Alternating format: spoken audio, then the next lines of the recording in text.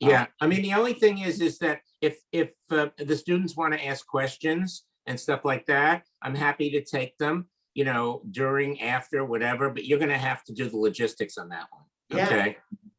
So guys, Okay. anybody that has a if you already thought up questions for Michael based on his background, maybe we'll save them until last, but if he's talking about something, you can always just chat in. He's a very, very nice guy. So he'd be happy to answer your question.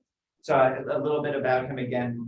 Michael is a seasoned executive with more than 40 years of experience leading and advising retail and consumer products companies. He served as interim CEO, interim COO, and financial advisor for many well-known companies, including Baccarat, Laura Ashley, Caswell Massey, Zero, Mackenzie Childs, and Wilkes Bashford.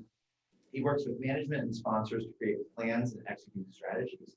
In addition to turnaround management activities, he has provided strategic advisory, due diligence, and expert witness consulting to retailers, financial institutions, and consumer products companies, including Ford Motor Company, Castle Harland, Whippoorwill Associates, Barney's New York, and AIG. This is an extremely amazing chance for you guys to hear from one of the leaders in our industry, just the 15 of you. So as senior capstone, this is about as senior capstone as it gets with Michael Appel. So welcome, Michael. Okay. Thanks, guys. Thank you, David, for the very kind introduction. Sure. And so, today I'm going to talk to you about a subject that has become, really, really front and forward, I think, in the retail business over the last few years. And I had an experience, and I experienced it firsthand when I was CEO and chairman of Route 21 for about 3 years. And really, it was about how do you drive retail turnarounds? And I think that the conventional approach in many retail turnarounds centers around reducing costs by looking at expense centers versus looking at how do you increase revenue, gross margin, and improve all sources of working capital and liquidity. And I think that the lesson in COVID has been that the number 1, 2, 3, 4, and 5 thing you have to be concerned about is liquidity and preserving working capital, because if you don't do that, you're not going to survive. And so really, while reducing costs is critical in keeping companies alive, I have found that another approach that focuses on harnessing innovations in technology, either through companies that provide software solutions or provide outsourced functions to both improve efficiencies and reduce costs and drive revenues, giving turnaround professionals and management a new toolbox. And it's one of the things that I found over the years in doing turnarounds is that management looks too much in the rearview mirror, not looking forward. And the rearview mirror, history is great to give you context, but it doesn't necessarily point the way forward.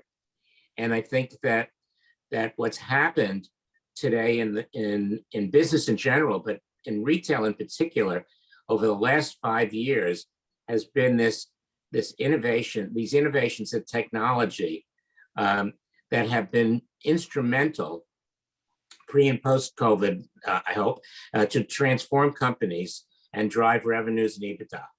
So and it's not an either or situation. You've got to combine technology with a deep understanding of the customer through segmentation and brand research. So it's of course you take that all and really, what do we do in the retail business? We're in the business of buying and selling our merchandise at a profit. So sometimes I seem to think that that's been forgotten because everything seems to be so homogenized in so many of the retailers out there. And the people that survive, the retailers are going to survive, are going to have a sustainable business proposition and going to have appeal to the consumer. And at the end of the day, it's really product that drives it. So, and what I wanted to do today was to talk to you about some of these innovations in technology that I've experienced and are happening out there, so that you can get a really a good overview as to what's happening and what the future is going to hold. First thing I wanted to talk to you guys about is payment solutions. In the last 5 years, a number of companies providing alternative payment solutions for consumers who either have limited access to credit or prefer not to use credit, all right, credit cards. Like millennials and Gen Zs, a lot of them, they may have the money to have a credit card, they just don't choose to have credit cards.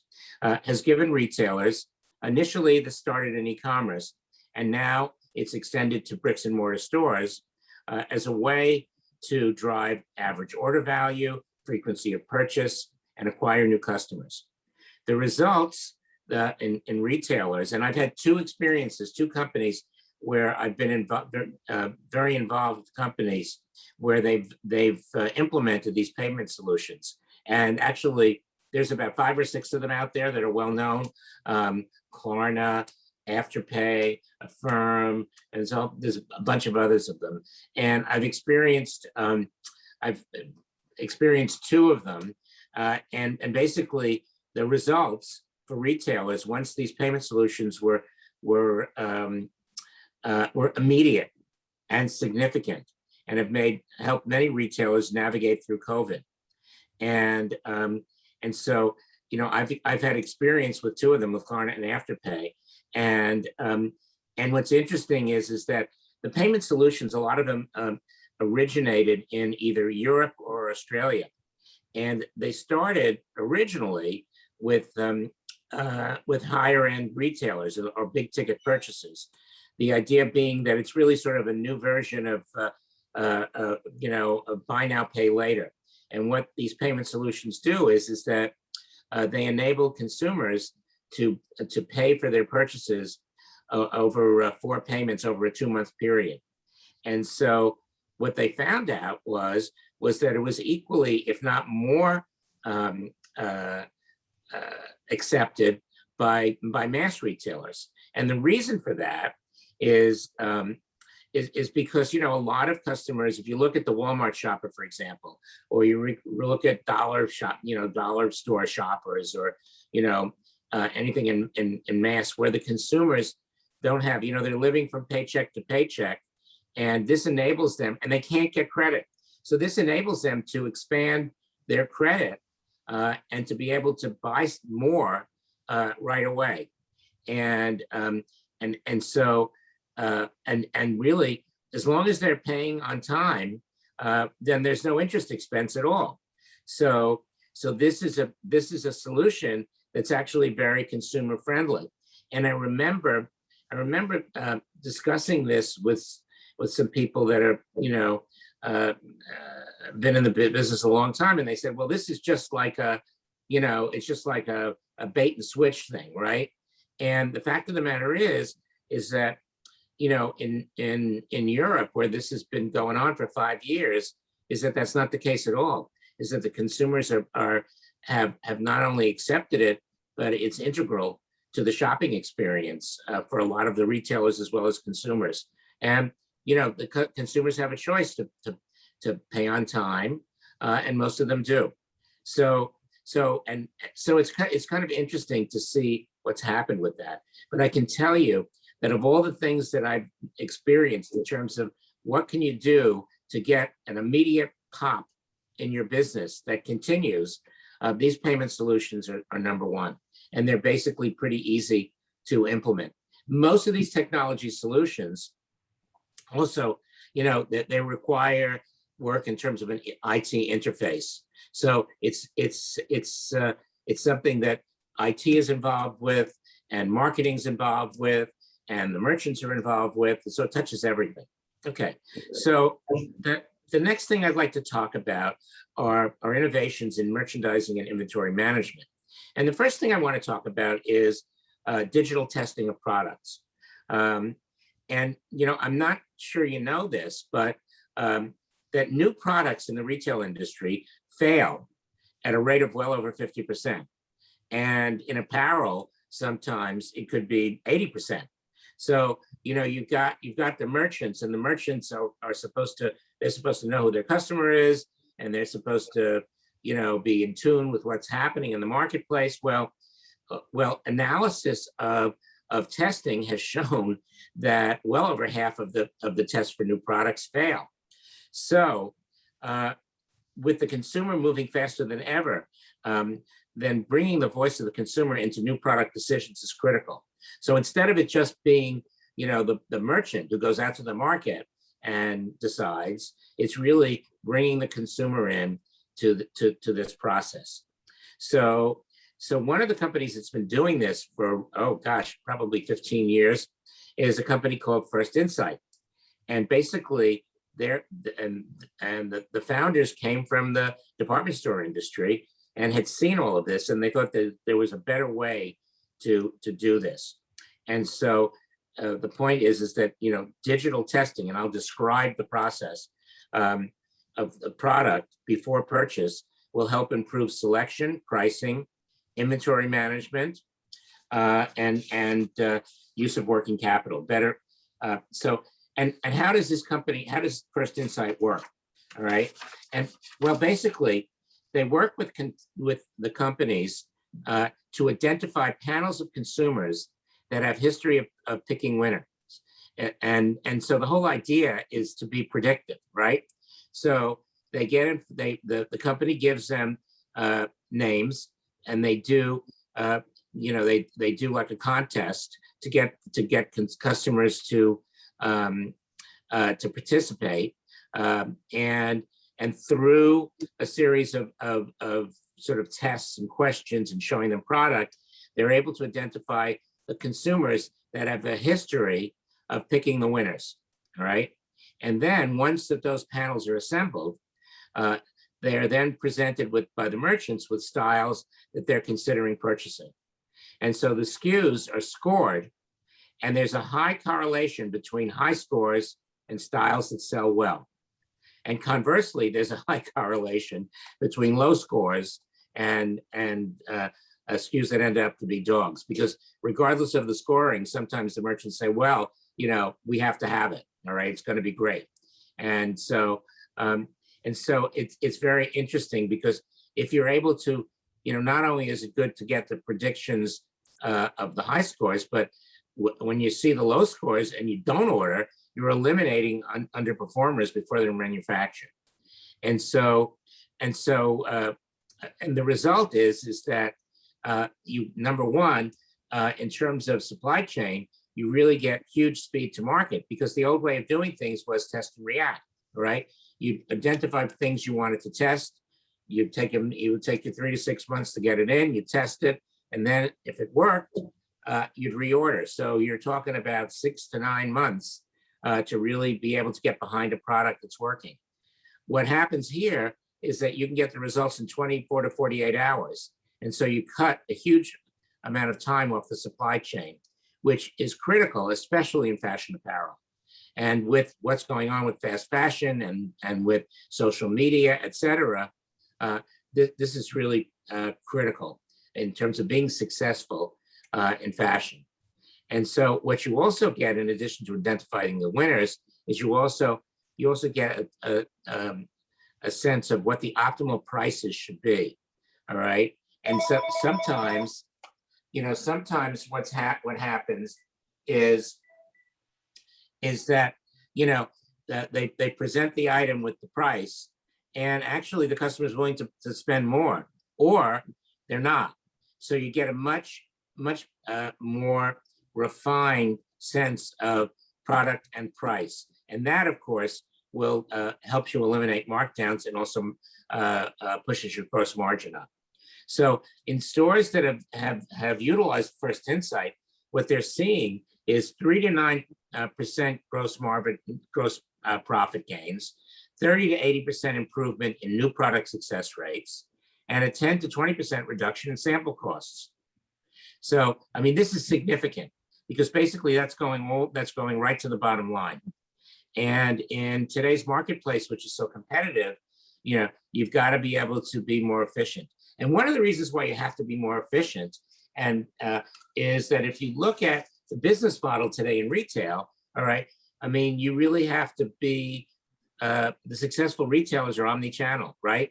They've got stores, they've got direct-to-consumer e-commerce, and they're also playing in social media. That adds a lot of cost, basically fixed costs to the business model that didn't exist years ago when it was basically, stores and you did some direct mail or catalog. So you need to be able to be more efficient. You need to be able to drive profitability as well as volume. Okay, so some other things that I think are important in terms of this type of technology are the technology solutions of buy online, pick up in store, ship from store, and curbside pickup. These software solutions have enabled retailers to offer suites of services that drive consumers to stores, drive increased revenues, reduce returns, and optimize inventory utilization across the fleet. One of the big things that people don't realize is that, e-commerce for many companies is not very profitable compared to store contribution percentage.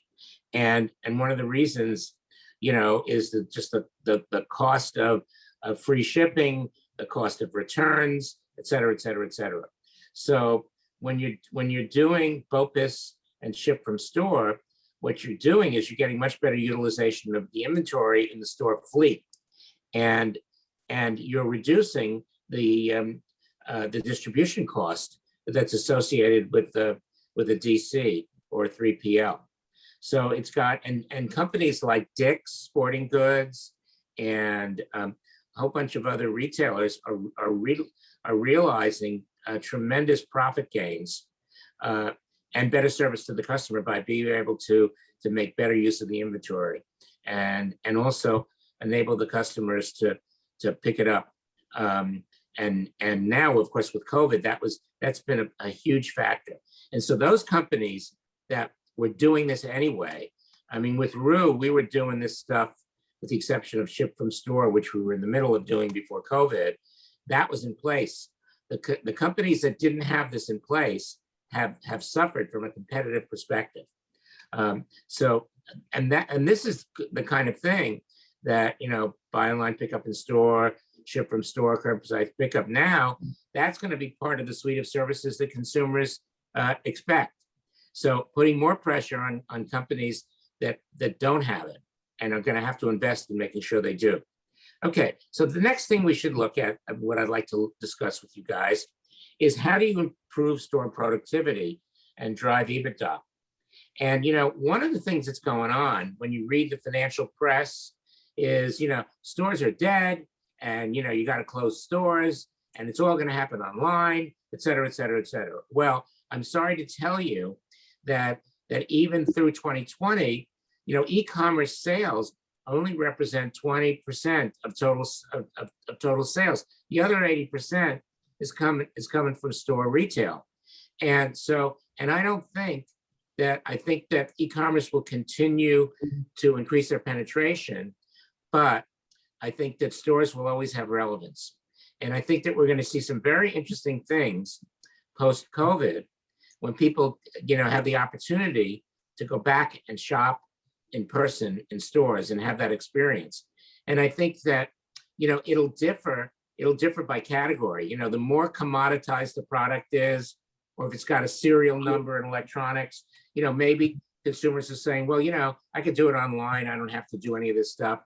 But when you're talking about fashion or high ego intensive goods, expensive goods, I think consumers want that experience. And for example, with Rue 21 and in the junior category, teenagers, shopping is a social experience for them.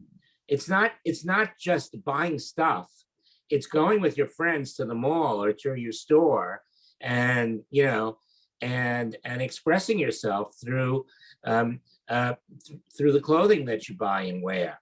And I don't think that's ever going to change. I think that's going to be important. The only thing is is that they still want to go online. They still, they still want the convenience of shopping when they want to shop, how they want to shop, etc.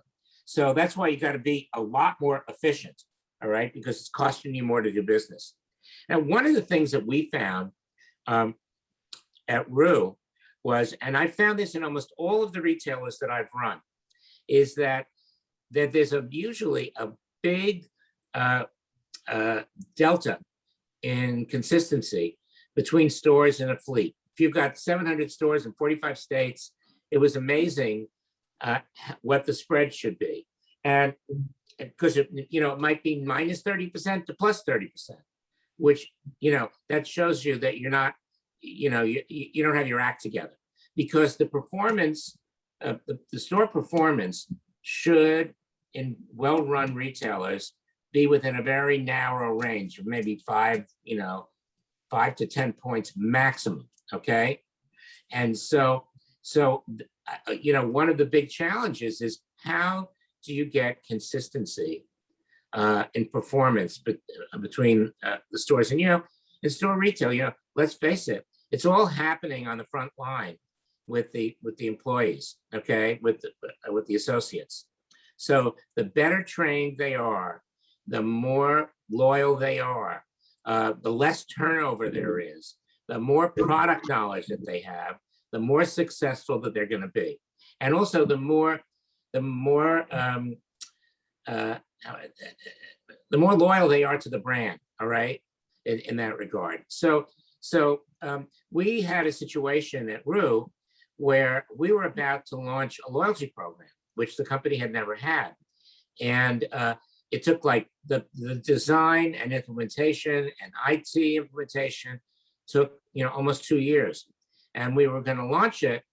And I realized that the biggest barrier to success, particularly in the stores, was going to be the ability of the associates to explain the program and to sign customers up, to let so they could understand that this was going to be really beneficial for them. And so I was at the NRF in January 2 years ago, and came across a company in Canada that does advanced digital training. And they basically have a new take on learning systems. And most learning systems that retailers use are what we would call one and done. Okay, you have a list of things. Let's say when you're onboarding people, learn to use the register. How do you greet a customer? You can go through 20 or 30 things that get you trained. And so basically, the training systems, you do it, and it's like one and done. You check off the box, and that's it. And that doesn't really work, because the nature of retail today is the turnover among staff is huge. It could be 100% or 120% or 80%. And so, that's a real issue in terms of this idea of continuous training. And so this company called Exonify has proprietary technology that enables better engagement with the frontline and also the corporate staff, and basically helps communicate and train on new systems and processes, helps launch new products, loyalty programs, and technology innovations. What's happening in the stores is a lot of the stuff that's new involves technology. And if you don't train the frontline associates on implementing these technology solutions, you're going to really impact the business. And so their concept is really different, which is it involves a continuous engagement with the associate and their manager, and the learning is done in short bursts of 3 to 5 minutes, and it can be done on their phones or on the POS system or whatever. So when you look at young people, right, and you look at everything's got to be fast, everything's got my attention span is not that great. To be able to do that is really beneficial. And you can track associates' progress by associate, so their manager understands, did they master this or not? do we now have to come back to this or not? And the result of that is really pretty amazing. And the other part of it too is that it's designed to be fun. All right. And so it's on games, and they have leaderboards and, all sorts of other stuff. So when you think about gaming, right, for younger people, I mean, it's huge. So, how do you connect their sort of zeitgeist, their lifestyle, with how they learn and get trained and feel engaged with their company?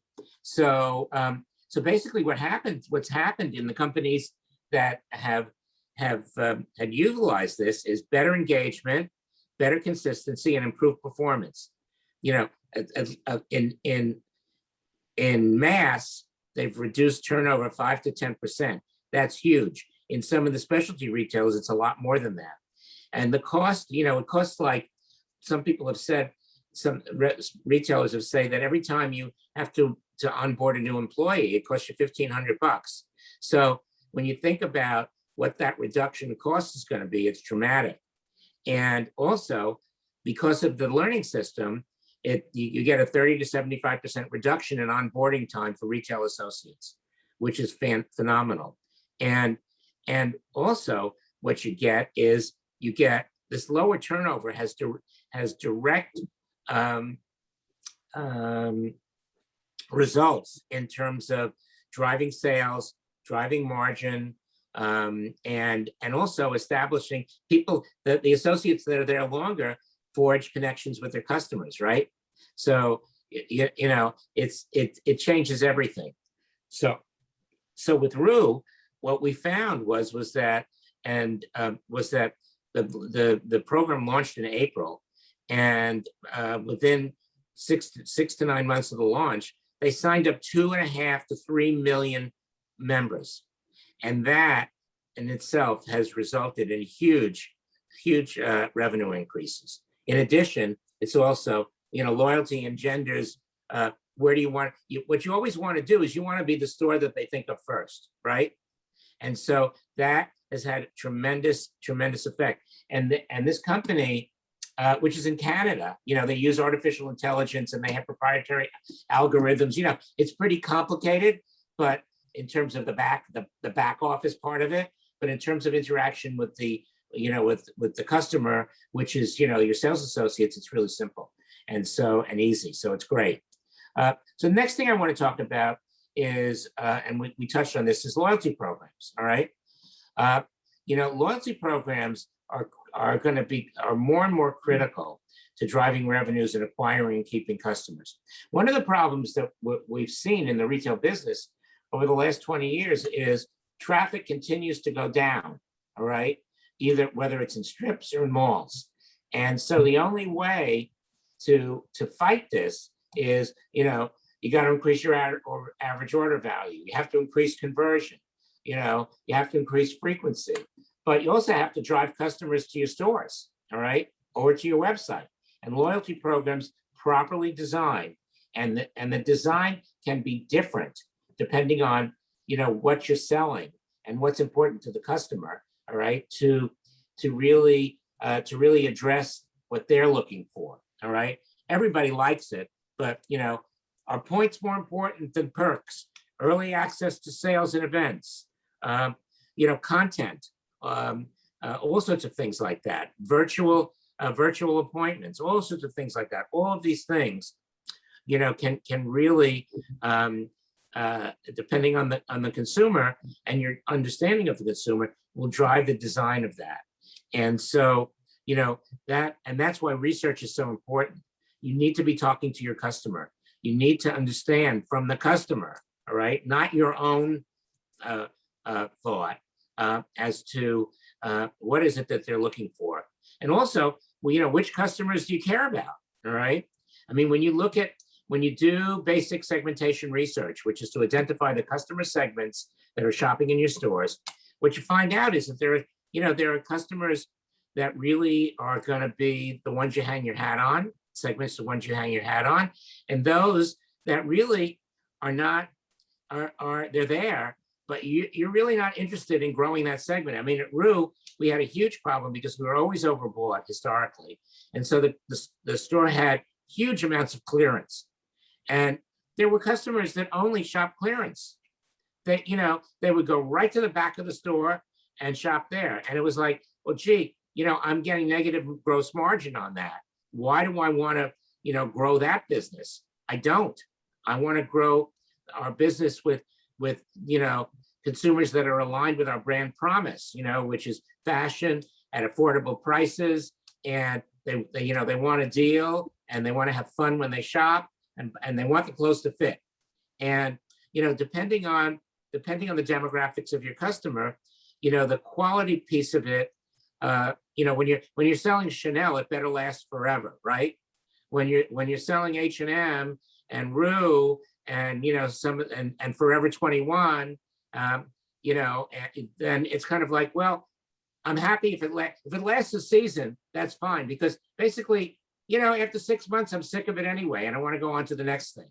So, and that with a lot of the fashion pieces that works. When it comes to bottoms like jeans, that's another story, because it's got to have more, better quality, hold together, because guys and gals, they find a pair of jeans they like, they want to keep them in their closet. They may be adding and adding and adding, but they still want them. So you have to understand all of that about that. So, and loyalty can really, once you understand that customer, you can really design the programs to appeal to those segments that really are the ones that are going to drive your business. Another thing I want to talk about from a technology perspective are traffic counters. And traffic counters are basically systems, technology systems that where either sensors or cameras record the numbers of people that come into your store and when. And that's really critical in terms of understanding, when your customer is there, right? How you should staff your store, right? And also how good a job the store staff is doing is converting those customers, all right, to buyers. And sometimes and if you don't have traffic counters, a lot of retailers, all they have is transactions by hour from their register, from their POS register. And that cannot reflect when customers are actually in the store, how many of them. So you need that technology to be able to give you the tools you need to understand what's happening in that store. And what's really interesting is when let's say you have, a 500 store chain. Well, traffic is not the same by hour in every store, because depending on location, some stores are early stores, some stores are strong at lunch, some stores are strong, in the evenings, depending on who the customer is, where the stores are located geographically, etc. So you really need to understand that. And so, and for many years, there was one company that was very expensive that basically monopolized that business. And now there are new companies that have come on board that are using a combination of sensor deployment, computer vision, and artificial intelligence to start to give you more insight into what's happening. And one of the things that's controversial, but actually is pretty interesting, is facial recognition. Okay, where you can actually see how they're responding as they're walking through the store to fixtures, what they like, what they don't, all this other stuff. The other thing that you can measure is as people go to your store and go across the windows, are they coming in? And what are the effects? You can measure the effects on what you've done in the window, on whether that converts to a customer walking into the store, and can give you a lot of insight into what you should be doing. All of these things, because basically, let's say you're in a mall, they're walking up and down the mall. What's going to stop them? Okay, and get them to come in. And a small difference in that conversion to getting them to walk in the store can make all the difference. So So, you know, there's a much more sophisticated next generation in terms of traffic counters. And what's happened is that we used a company called Springboard, and the result was a consistent increase of 20% in basket size, improved conversion rate increases of up to 5%, more efficient labor planning by location based on the hard data, and, you know, very, very, very efficient ROI. So, you know, you get payback in a few months. And so, and what's interesting is the traffic counters are not just using, you know, and not just used by stores. You know, major retailers are using it. The fast food chains like McDonald's, mall operators are using traffic counters so they can really understand what the heck's going on. And large downtown areas, Times Square, London Transport, the Chicago Loop, they're all trying to use data to understand what is happening with consumers. And therefore, you know, what can we do to improve traffic? Because at the end of the day, you know, if you can drive traffic, you're going to be driving your business and profitability. Okay. The next area that I want to talk about is, which is a little interesting, is of course, you know, in turnarounds, you've got to be more efficient. Wherever you can reduce your expenses, all right, without compromising your interaction with the consumer, you should do that. And I think one of the things that's interesting about the retail business is that retailers generally felt that all their functions should be internal, okay? And they should run them all internally and not outsource.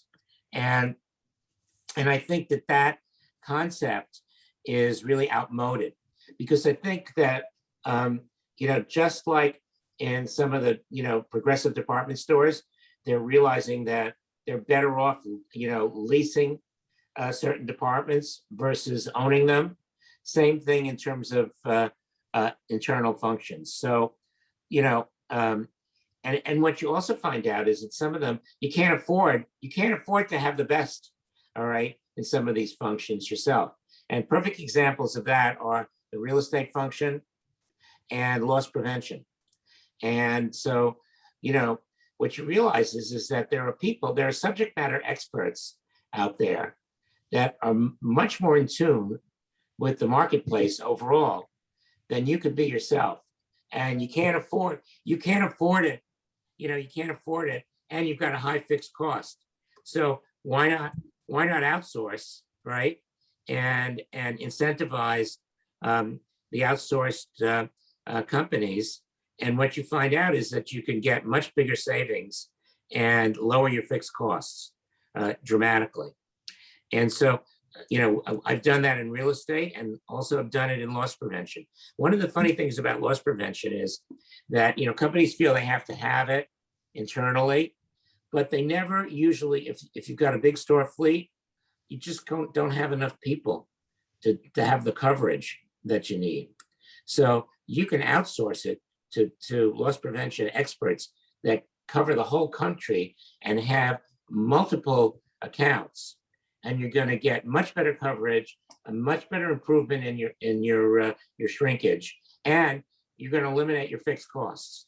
And that's what you want to do. So when you look at the business and you look at the internal functions, you have to say to yourself, well, you know, what are our core competencies, you know, and what must we have? Well, most likely we need the merchants, right? We need the marketers, you know, the consumer facing functions, all right? Store ops, all right? Those are really critical. But when you look at a lot of the other ones, the question is, okay, what's the best utilization of our capital, and who can do it better without hurting the brand and lowering the customer service quotient as well. So I think that, you know, you're gonna see more of that going on with some of the more progressive retailers. Another piece of it is indirect spend. What's really, really interesting is most retailers have huge merchandising organizations, right? You might have 50 to 100 merchants, and they're charged with purchasing, the apparel or with the home that you're selling. However, when you look at the non-merchandise spend, most companies, they call it, purchasing or procurement. You have a couple of people that might be responsible for tens or hundreds of millions of dollars of spend. And, you're just leaving a lot of money on the table.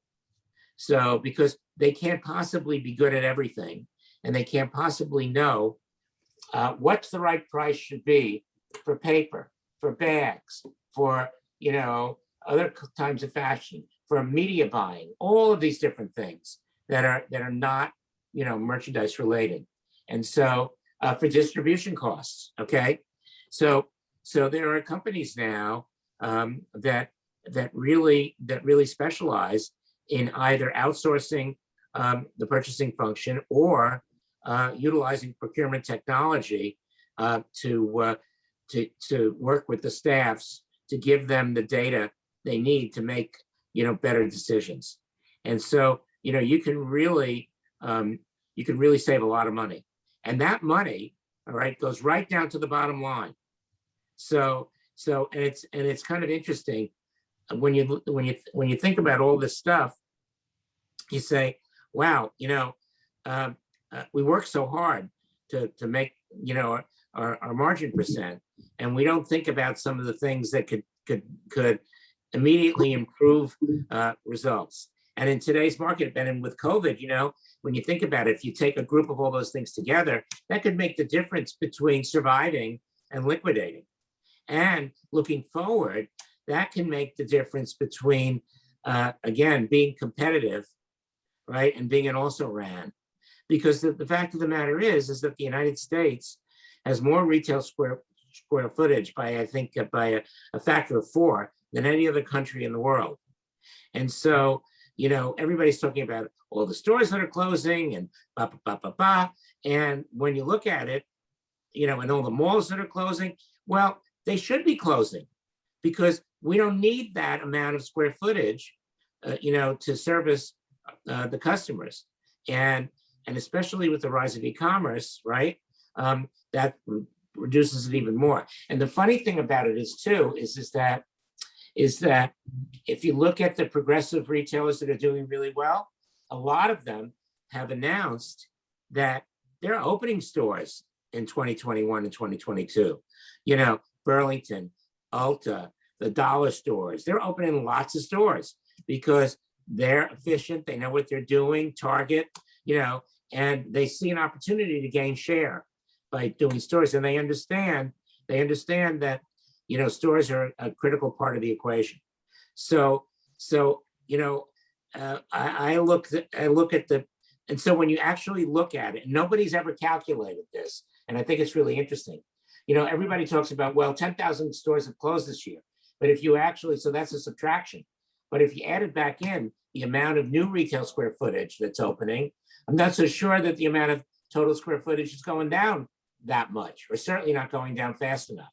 So that is going to continue to drive, this continued closing of square footage and closing of malls and strip centers, and the strong will survive. The strong centers that are properly merchandised and maybe merchandised differently than they were before, all right, to really be aligned with what consumers want are the ones that are going to make it, okay?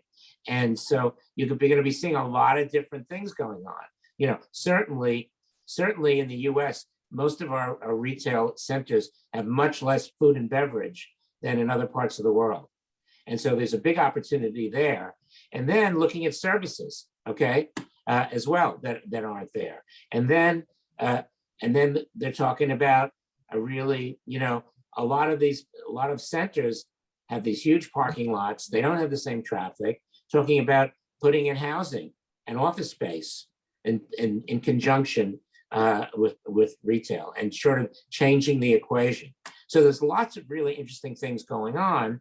And I think that when you look ahead and you look at what's going to be important to consumers, that and you marry that with the opportunity to use technology, right, to be more efficient, those are going to characterize the people that are going to win going forward. And so I hope that's been useful, and I'm happy to answer any questions. Thanks, guys.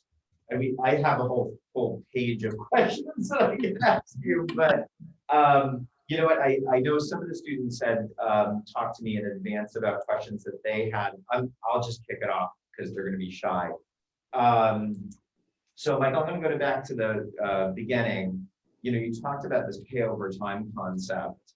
Have you seen that retailers have been able to add new emerging customer bases like multiracial customers or growing Latinx population base, et cetera, based on their ability to offer this pay over time? I think that's sort of a post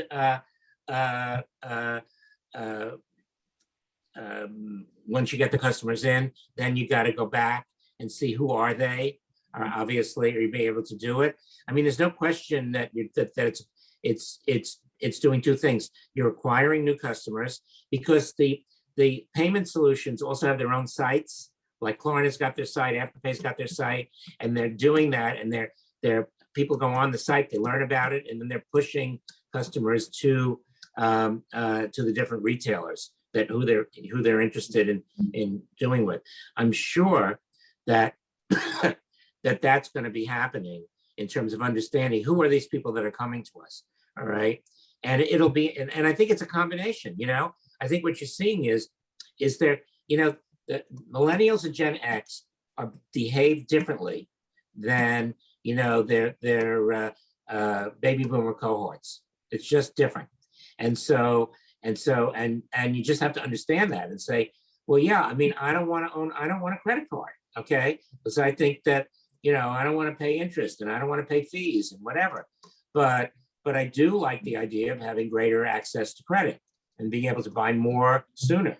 And so, and since they're all kind of the same in terms of it's over a 2-month period, they can, and basically it's tied usually to a debit card. They can project out when money's coming in, all right, and determine, well, I can afford to buy this amount more because by the time I pay it off, I'll have enough cash, you know, in my debit card to pay for it, and not have to, you know, have to pay interest or fees or anything else like that. And I think that has a lot of appeal across a lot of demographic segments, you know, in that regard. And it's becoming accepted. It's much more accepted in Europe. It's almost like if you don't have it, there's something wrong with you. And in the US, it's only been in the last 3 or 4 years that this has been a big thing. But now, you know, it's going across all retailers. You know, it could be Ralph Lauren, it could be Target, it could be anybody. All right, in that regard. So it's just a payment solution that is becoming embedded in the different tenders that people are going to use. Really interesting. All right, I'm going to take a student question. Who has a question? In person, online? I have a question. Yes, Greg. Hi, Michael. Thank you for everything, by the way. Oh, good. So for our term project, we kind of have to like analyze a failing apparel company and kind of like act as a consulting group. So what suggestions would you have when we kind of like get to the part where we have to like present our ideas to the company? In terms of what? How you do it? How you present it? Yeah, just like okay. Kind of well, is this a company that's still in business? Yeah. That's going to still be in business? Well, I think you have to do an assessment of the business. Okay. Of course, in terms of what are they doing right? What are they doing wrong? One of the things that I always do is I have sort of 5 things that I look at. Okay. One is, first thing I need to do is understand the customer. Okay. Is there research on the customer? If not, you know, they can tell you who they think the customer is, but you really should understand that customer grouping, and that will tell you whether or not they're serving them properly or not. Number 2 is, do they have the right management team that can drive the business. All right, because from the research that you know about the customer, that should help you drive what your strategy is, right? And then you have a strategy, but you know, you can have the best strategy in the world, but if you don't have a team that can drive it, all right, then that's going to be an issue. Now that can be very tricky, right? Because very often in distressed companies like this, you might be presenting this to the board. So you can be really out there and say, you know, and I do this all the time. It's like, you don't have the horsepower to do this, okay? And you need to replace management, or you need to better support them, etc. Then of course you have the right, assuming they have the right team, all right. If a company is failing, especially like in apparel, it's usually related to the assortments, okay. And so what's going on with the assortments? What are what's happening? All right. You should be able to get data that explains to you, you know, what's happening in terms of the assortments, what's selling, what's not selling. Very often in retailers, what you'll see is they're over assorted. A lot of their SKUs are contributing like negative margin. And so you need to narrow the assortments. You need to understand why, you know, what characterizes what's selling well, right? And then say, okay, we need to adjust accordingly in terms of where we place our emphasis. It may be, for example, that the company has got too much dressing. You know, one of the big issues that you have today is that the customers changed in terms of like where to work, all right? And you know, years ago it was like Ann Taylor in the power suit and stuff like that. Well, that's almost irrelevant today, right? So everything is really softer at sportswear. And now with COVID, the issues become, you know, how do you look good and stay comfortable, you know? And of course, and then that's the big Lululemon effect, right?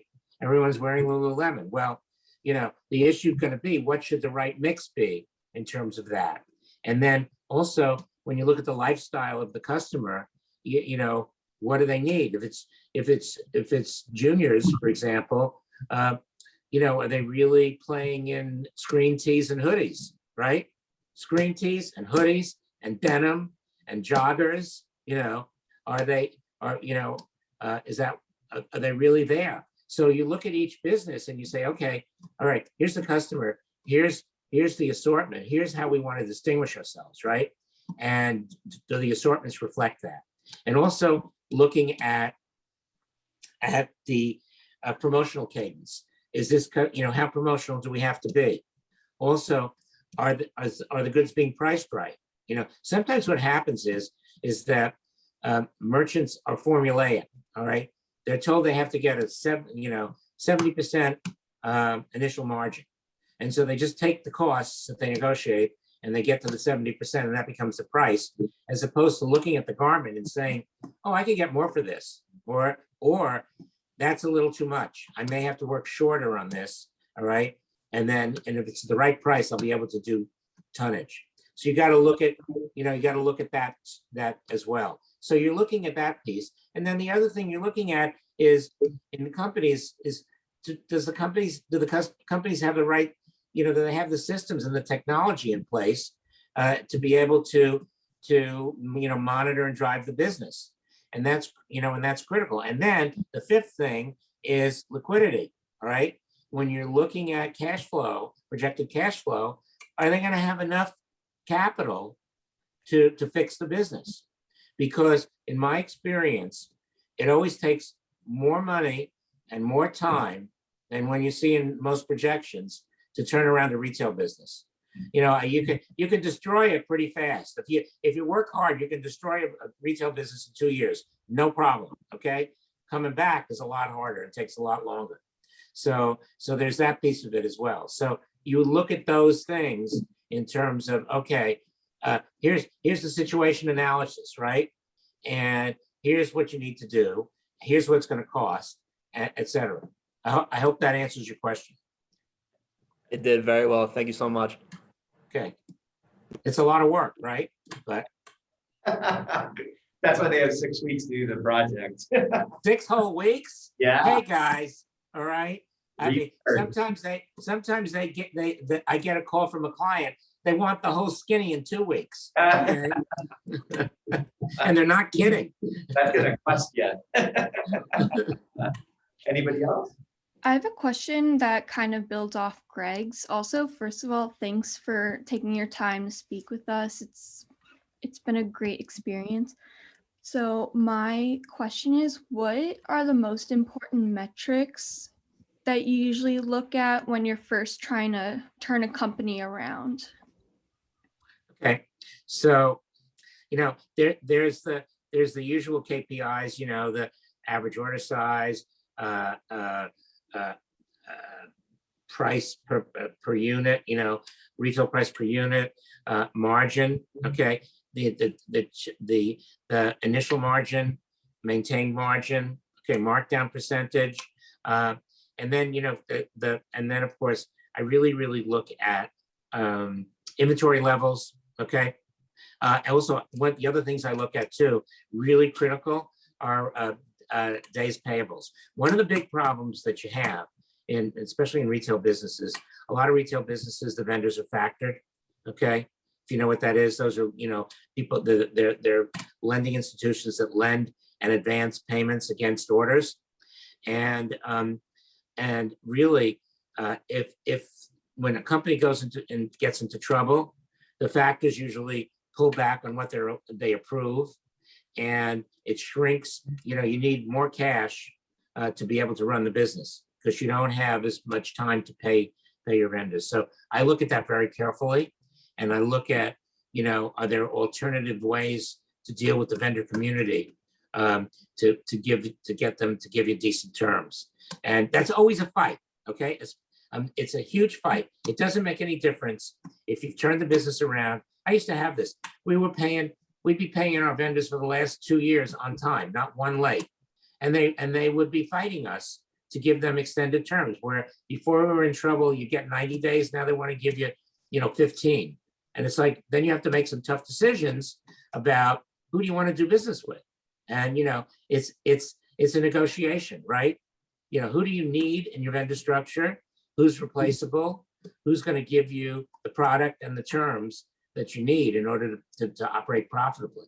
So those are all part of the things that I look at. And then I also one of the things you do when you're in the turnaround business, and every retailer should do this, is forecast your cash flow and the availability on your lending line, okay?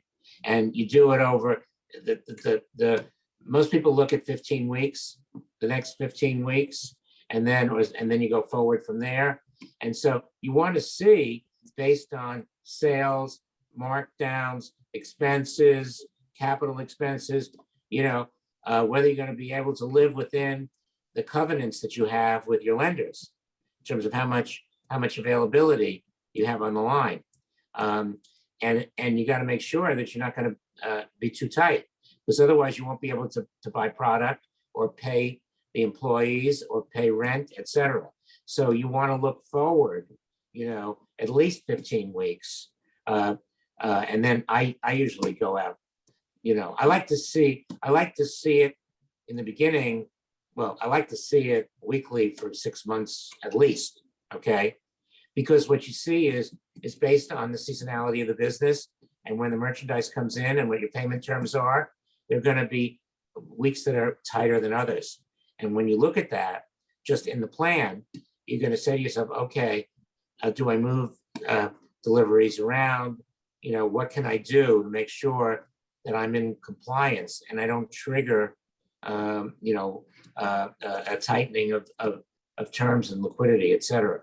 So those are the, the things that I look at. Now, the other thing too, is I forgot about this, is I'm looking at, one of the things I look at is by category, but totally for the company, by category inventory turn. When you're inventory, and how does that benchmark against best in class retailers in your category? So if your company is turning at a 3 and most people are turning at 5, okay, you know, you got a problem, right? And so, and that usually translates into markdowns and you know, lack of liquidity. So you should be looking at those benchmarks and saying, well, where do I stand? And then you drill down by category. You look at, you know, dresses and outerwear and knit tops and whatever, and you look at that way and see, how do I stack up? What's going on here? You know, maybe I have too much invested in these categories versus others. And therefore that'll give you a roadmap of, you know, I want to get from here to there. Now, maybe you can't do that and you can't go from 3 to 5 in a year, but maybe you go from 3 to 3.5. All right. And how do I get there? Right. And that's really critical. Okay. Because that gets you into the guts of the business. You got to get into the weeds and see what's going on. And, you know, in that regard. And also the other thing too is very often is looking at bestsellers. All right. Bestsellers and worst sellers. And what is that? What's that telling you? And it tells you a lot. You'd really be surprised as to what you can learn about the business and take action. Thank you. Well, So Kat, you didn't think you were ever going to hear the term turn or GMROI ever again after your buying class, right? Surprise. Donna, do you have a question? Yes. First of all, thank you for taking the time to speak to our class. And here's my question. Since there is a lot of attrition in the apparel industry, what areas, categories, or classifications do you think are still strong or growing? well, I think that, you know what? All the categories exist for a reason. Okay. The question becomes one of balance. You know, where's the business going? What's happening? Okay. And that differs by the business that you're in. Okay. For example, you know, when you're talking about teen retailers, right? Okay. So look, screen tees are huge. Hoodies are huge. Denim, right? Joggers, they're all sort of the basic part of the uniform, right? And then, you know, dresses are important too, but only at certain times of the year. Then shorts and like, you know, like when you're a teen, right? You know, you start thinking about shorts in April, right? Or February when it comes to spring break, right? So you got to have shorts on the floor then, and then you're gonna sell it through whenever. And then, you know, there's certain like big items at certain times of the year. Like we used to sell, I can't tell you how many millions of units of dolphin shorts we would sell. And every year you got to have dolphin shorts. Why do you have to have dolphin shorts? Because they don't last more than a year, right? I mean, they're like dead by the end of the season. And if you're a junior customer, well, you know, tie-dye might be big next year. You know, what's the next big thing in that regard? But it's still within the same category. It's just like a different expression of that. But I do think that you know, the whole idea of, so this is for everybody, the whole idea of comfort, right? And again, it's like ease, right? In terms of dressing is going to be continually important. But yet at the same time, all right, it's like dressy occasions in some ways are going to be, I think people are going to really want to get dressed up, right? There's a huge, so what's the right amount? And also, you know, that dress might have looked one way. It now may look a little different in terms of that.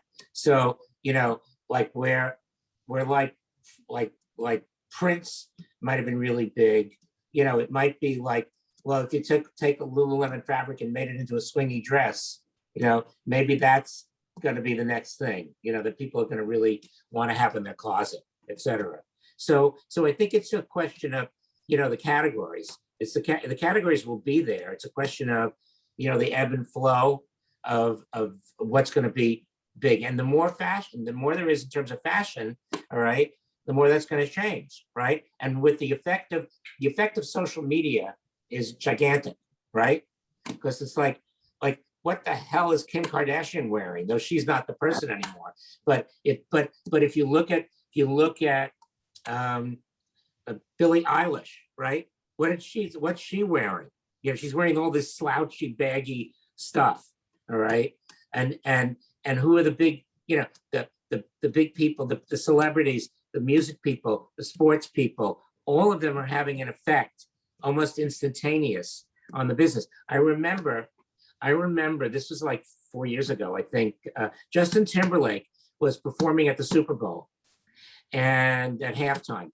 And he came out and he was wearing like a very, very slick version of camo. All right. It was like, but it was camo. And I said to my people, I said, this is going to be really big. You better get into camo. And sure enough, when, camo's always, in juniors, it's always sort of a basic, but when people like him were starting to wear it in a certain way, then all of a sudden that's what everybody's got to have, right? So, and I think that what's interesting about that is that means that you need to be faster, right? You need to be able to get behind that stuff very quickly.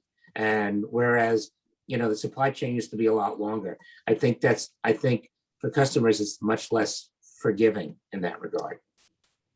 So Thank you. you're welcome. I like your head wrap there. Very nice. Thank you.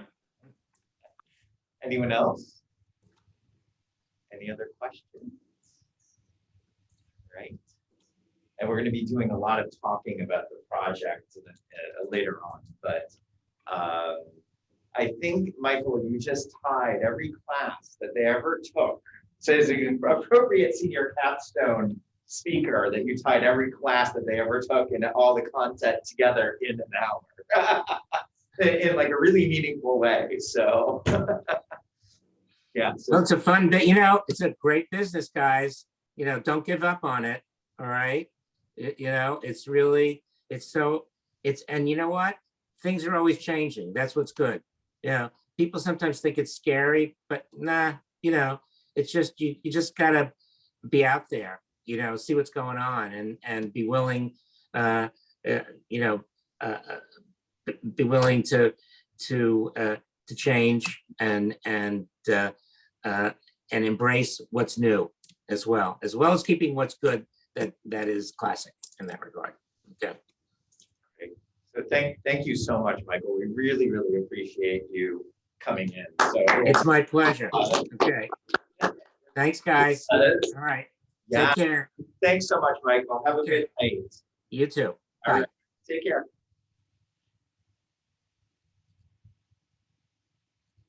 Oh, I don't want to do that. Sorry. I don't